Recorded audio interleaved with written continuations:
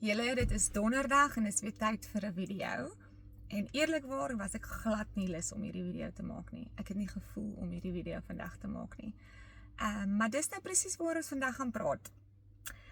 Dit gaan nie oor hoe ek voel nie, dit gaan nie oor my gevoelings nie. My wil vir my lewe persoonlik, ek wil 'n lig wees in die lewe. Ek wil 'n disipel wees van die Here. Ek wil 'n disipel wees, want dis wat Jesus vir my vra om te wees in die woord. Dit voel ek is my calling om 'n disipel te wees. Ek wil 'n lig wees in hierdie wêreld. So, dit is my wil en dit is my gevoelings. As ek nie lus is vandag om iets te doen nie, beteken dit nie ek gaan dit nie doen of ek moet dit nie doen nie.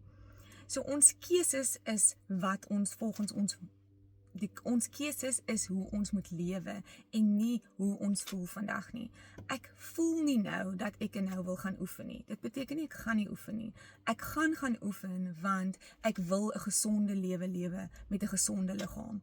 Ek is nou lus om 'n chocolate te eet. Maar te sê ek gaan nou 'n chocolate eet nie. Wat is die wil vir my lewe? Dit is net 'n dom voorbeeld wat ek nou gebruik.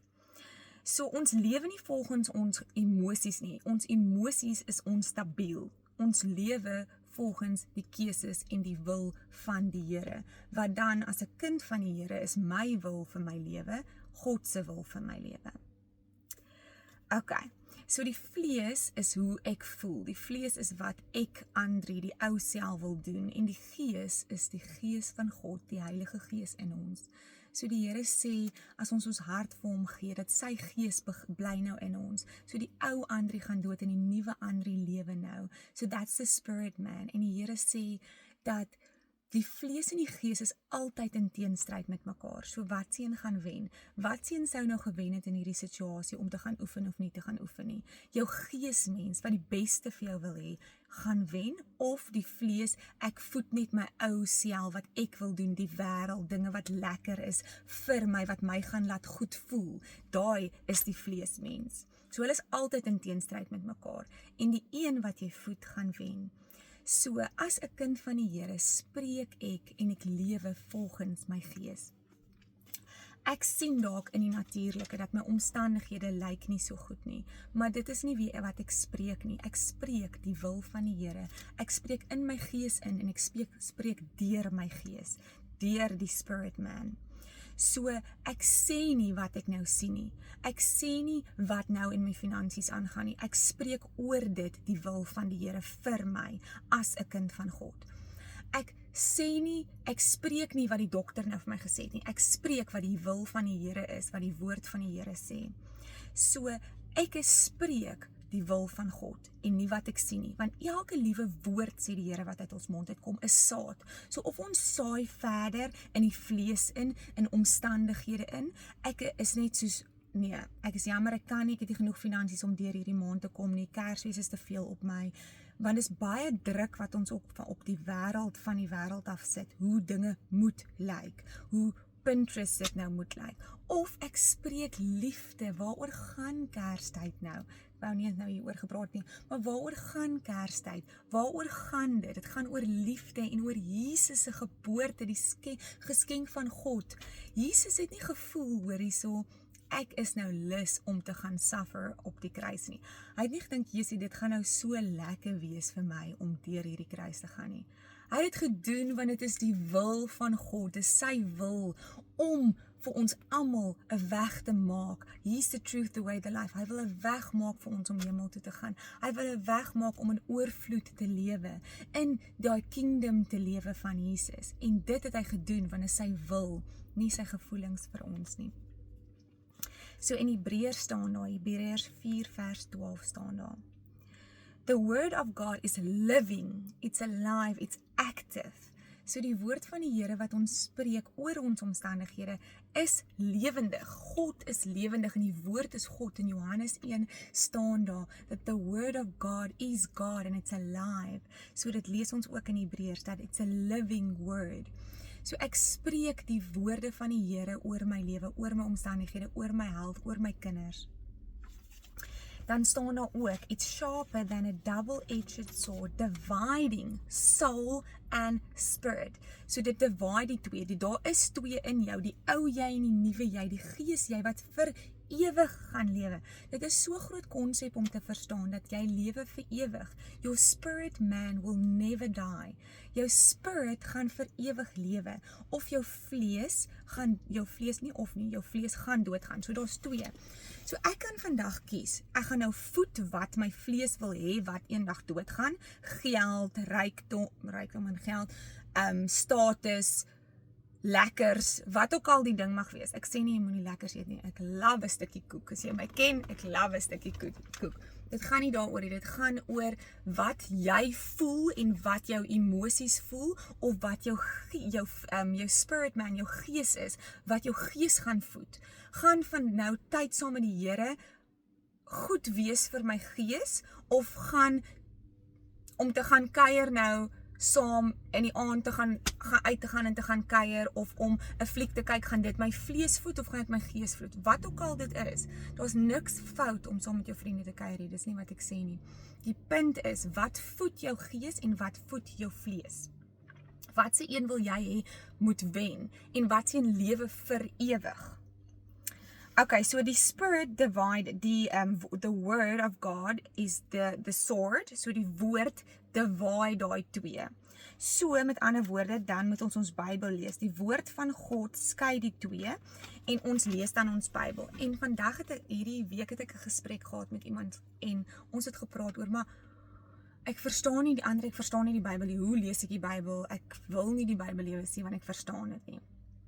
En dit is so 'n ongelooflike goeie vraag. En dit is waar ons almal of is of was in ons lewens. So, die woord van die Here is die een wat jou voed en jou verander. Die woord van die Here het ons nou net gehoor, is lewendig. Die woord van die Here is die Here, dit is God. So, dit staan ook so in die woord. So, ons weet dat niks wat in die Bybel staan, is alleen nie. Niks kan alleen wees nie. So as ek nie verstaan wat nou daar staan nie, dan skiep ek daai deel. Ek vra vir die Here, Here, gee vir my die insig. Here, seën my oë, maak my oë oop, maak my ore oop, maak my hart sag, dat ek kan verstaan wat hier aangaan. Ek wil nie, die Here sê in sy parables, dat daar gaan mense wees wat nie gaan verstaan nie. Ek wil verstaan, so Here, dankie dat ek verstaan. En as ek dit nie nou verstaan nie, is dit okay. Ek weet, U gaan op U tyd dit vir my reveal. So, dan lees ek die dele wat ek dan nou verstaan. So, wat ons kan doen is ons die Bybel lees. So, in enige scripture sal daar 'n paar dinge wees. Alles is God, so dit sê jouself iets oor God, of oor sy creation, oor sy nature, of oor jou, want jy's 'n kind van die Here, of oor sy wil vir jou. So, in hierdie scripture, sê hierdie scripture vir my iets oor God, kan ek hom loof, of kan ek hom prys in hierdie stukkie wat ek nou gelees het? Of sê dit vir my iets van wie ek is? Sê dit vir my wat my identiteit is, want dit is so belangrik om te weet wie jy is, want dis waar jy uitvloei. So sê hierdie woord nou vir my iets van wat ek is. Is dit vir my motivering om my te volhard in hierdie seisoen? Is dit 'n reël of 'n command wat ek moet toepas? Sê die Here vir my, ek moet vergewe, of ek moenie lelik praat van ander mense nie? Is daar iets wat in hierdie woord staan wat ek my lewe kan aanpas en toepas, sodat sy wil my wil is? Is there a promise to keep? My generation will be blessed. The generation after me, my children will have peace. They will have blessings. Die bloed van die Here beskerm my. Dis 'n promise wat die Here vir my sê, omdat ek 'n inheritor is, omdat ek 'n kind is van God. Okay, so dis net 'n paar voorbeelde wat jy nou kan doen wanneer jy die woord van die Here lees. So kom ons toets dit sommer. Ons vat net soos 'n paar random scriptures in die Bybel. Kom ons lees in Johannes 9. Die ware lig wat elke mens verlig, was aankom na die wêreld toe. Hy was in die wêreld het deur hom tot stand gekom. En tog het die wêreld hom nie herken nie. So Here, ek maak my oë toe en ek bid nou hierdie deel, want jy meditate op die woord van die Here. Die woord van die Here is lewendig, so jy moet op dit jy moet oordink, jy moet dit bid, en dan laat jy toe dat dit jou verander, en so ook jou lewe. So, Here, in Johannes staan daar die ware lig wat elke mens verlig. So dit is die ware lig is God. Dis Jesus, hy het gekom en hy staan, die wêreld het hom nie erken nie. So Here, dankie dat ek vir u erken. Here, help my dat ek kan sien, help my Here, dat ek sal u erken in alles rondom my, dat my oë sal oop wees en dat ek nie blindelings deur hierdie wêreld sal gaan nie. Here, dankie dat u my lewe verlig. In u woord staan, u is die ware lig, u verlig. So dankie dat u my lewe verlig. Ek prys en ek loof u naam vir hierdie ongelooflike woord. So dit, op daai manier, het klaar my lewe nou net verander, het my verander, my hart verander. So ek prys en ek loof die Here daarvoor. So ons blaai sommer net aan, ons kyk in Matteus. Here, seun van Dawid, ontferm u tog oor ons. Dis net 'n scripture. Here, dankie dat u, die seun van Dawid, Jesus was 'n offspring, dit was sy, wat is die genealogy, Afrikaanse woord soek ek nou. So, Jesus is gebore van die bloedlyn van Dawid af. Natuurlik uit Jesus uit God uit die Heilige Gees uit, maar dis hoekom daar staan seun van Dawid. Dankie dat u ontferm u oor my. Dankie Here, ek loof en ek prys u naam dat u ontferm oor my. Dankie Here, ek vat daai belofte vir myself vandag en ek weet dat u lief is vir my. Kom ons maak sommer net nog 'n stukkie oop. Okay, Psalm 111. Met my hele hart wil ek die Here loof. Amen. Here, ek loof en ek prys u vandag met my hele hart. U is die God wat ek altyd loof. Moet tog nie my gebede onverhoord laat gaan nie. Here, dankie dat u my vandag hoor, soos ek voor u bid vandag, soos ek voor u kniel vandag. Here, dankie dat u my hoor, u hoor my gebede en u is lief vir my. En so kan ons aangaan in die woord van die Here. Die Here sê dat hy is lief vir jou. Hy sê dat jy is waardig. So ek vat dit en ek bid dit en dit raak my identiteit. Dit raak my leefwyse. So ek wil hê jy moet vandag onthou. Maak nie saak hoe jy voel vandag nie. Maak nie saak hoe jou omstandighede lyk nie. Spreek lewe, spreek die wil van die Here oor jou omstandighede, want dit is active, it's alive, and it's gonna bear fruit. So elke woord is saad wat jy plant. Jy het die krag om daai te plant. Jy het die krag om jou lewe te verander. Dis jou keuse om jou lewe te verander. So maak nie saak hoe jy vandag voel nie. Voed jou gees, dat hy wen oor jou vlees.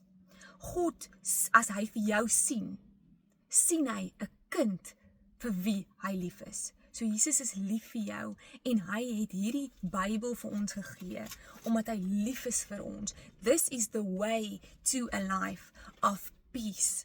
Vrede in omstandighede. Liefde in hierdie tyd wat ons ingaan van feestyd, oor liefde. Dis die ware liefde wat ons ervaar weer. God se liefde, dat hy sy enigste seun vir ons gestuur het. So, maak nie saak hoe jy vandag voel nie. Lewe 'n lewe van keuses en 'n wil. Jy het 'n wil. Voed jou gees wat vir ewig lewe. Moenie jou vlees voed nie. Voed jou gees. Want that's the life that will live forever. Dis die gees wat vir ewig lewe, in oorvloed, in oorwinning, die Heilige Gees saam met jou. Okay, weet dat Jesus lief is vir jou, en dit is wie hy sien wanneer hy jou sien.